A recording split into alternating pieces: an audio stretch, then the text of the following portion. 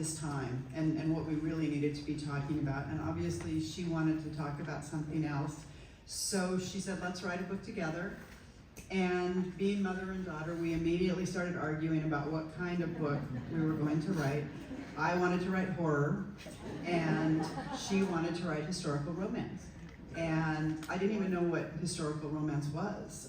So we argued a little bit, and she said, look, I'm sick, I win, we're writing historical romance.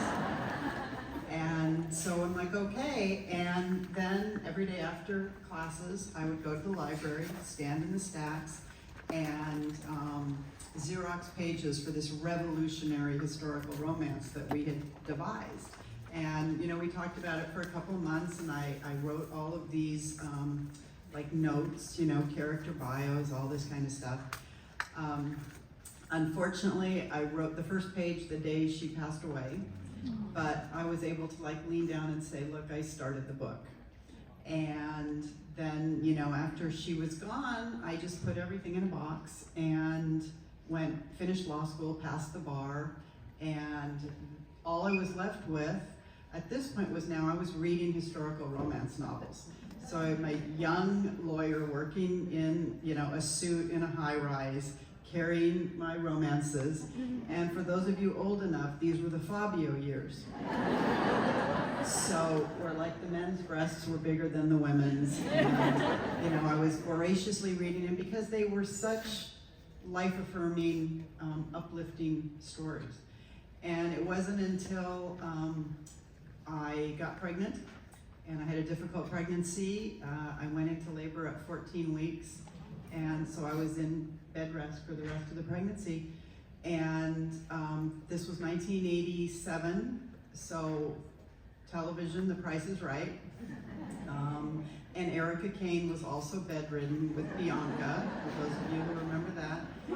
And so there was just nothing to do. All my girlfriends were working, my husband was working, and my husband came in one day and said, what about that book you were going to write with Sharon? And I thought, a novel, how hard can this be? Fine. And so I pulled everything down and I started writing. And fortunately for me, I was so gifted from the beginning that I did not need to edit, that every word came out perfect the first time. So I wrote this perfect novel, and then I put it in a 3-ring notebook, and I made my own cover, and I sent it to the head of Avon Publishing. And then I started figuring out, what would I do with my book tour? What would happen with the baby, and how would I balance all this? And then I got a letter back about 6 months later that said, you may have talent, it's impossible to tell.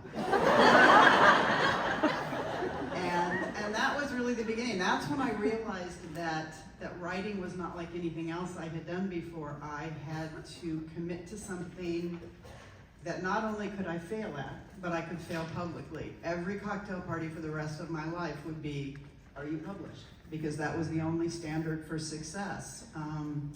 And I did it. And I sold my first book when my son was 2. In the spirit of sharing objections, we can all go around the room after this, get it off our chest. I tried to sell a book after I graduated from business school, and I told everyone I knew that that's what I was doing. I was going to write a book.